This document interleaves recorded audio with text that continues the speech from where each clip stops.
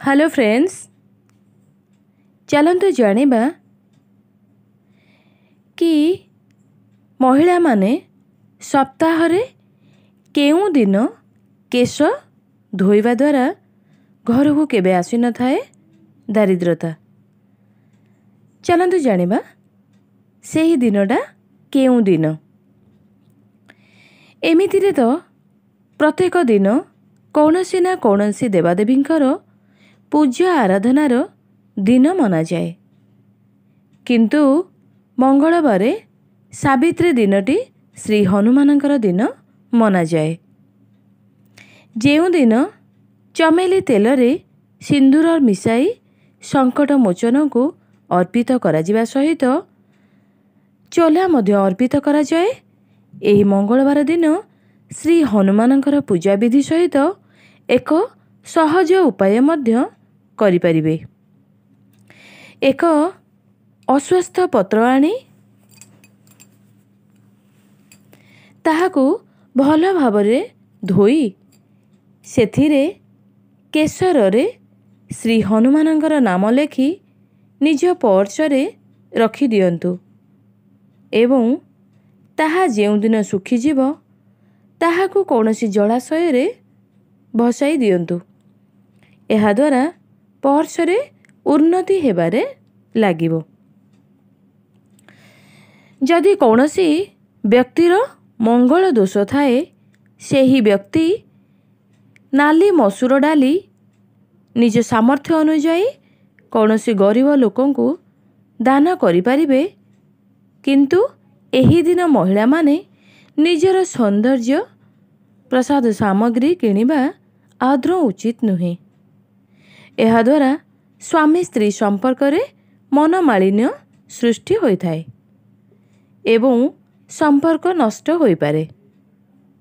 महिला माने सौंदर्य प्रसाद सामग्री किनिबा को चाहुथिले शुक्रवार दिन किनि परिबे। मंगलवार दिन क्षीर रे तियारी मिठा जिनिस श्री हनुमान किंबा कौनसी देवादेवी को अर्पित करंतु नहीं।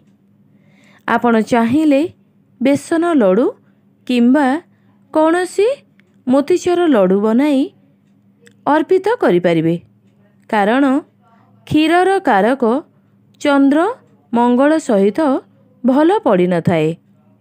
एही दिन आद्रौ मांस मद सेवन करंतु नहीं एवं शुद्ध सात्विक भोजन करंतु। जदि एही विषय रे केही न मानती तेबे रोग उत्पन्न होई पारे। मंगलवार दिन आपण नाली रंगर वस्त्र किनि परिबे, किंतु कला रंगर वस्त्र किनिबा वर्जित अटे एवं एहा सहित एही दिन घर को लुहा निर्मित कौनसी जिनिस घर को आनंतु नहीं।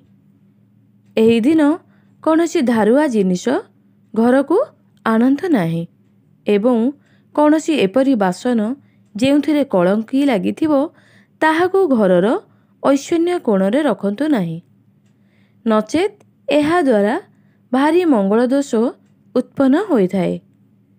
मंगलवार दिन कौनसी महिला केश धोइबा वर्जित अटे। एहा द्वारा मंगल दोष लागि थाए। एही दिन महिला माने केश किंबा नख काटिबा एवं पुरुष माने नख केश एवं दाढ़ी काटिबा वर्जित अटे। मंगलवार दिन करज नेबा उचित नुहे, कारण एही दिन करज देले किंबा नेले ताहाकू सुझिबा संभव होई न थाए।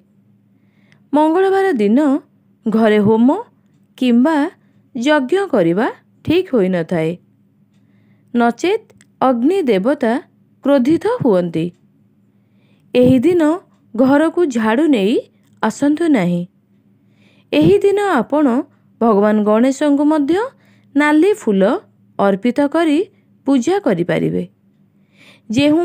जेउ महिला डिप्रेशन दे गति करुछन्ति से 5टी नाली फूल एवं गोटिए माटीर पात्र ସେଥିରେ ଗହମ ସହିତ ଫୁଲ ରଖି ଘରର ଛାତର ପୂର୍ବ କୋଣରେ ରଖି ଢାଙ୍କି ଦିଅନ୍ତୁ ଏବଂ ଆଗାମୀ ମଙ୍ଗଳବାର ପର୍ଯ୍ୟନ୍ତ ତାହାକୁ ଛୁଇଁବେ ନାହିଁ। ଆଗାମୀ ମଙ୍ଗଳବାର ଛାତରେ ସବୁ ଗହମକୁ ବିଛାଇ ଦିଅନ୍ତୁ ଏବଂ ଫୁଲକୁ ମନ୍ଦିରରେ ରଖିଦିଅନ୍ତୁ। ଏହାଦ୍ୱାରା ଜୀବନରେ ଯାହା ବି ଚିନ୍ତା ଥିବ ତାହା ଦୂର ହୋଇଯିବ।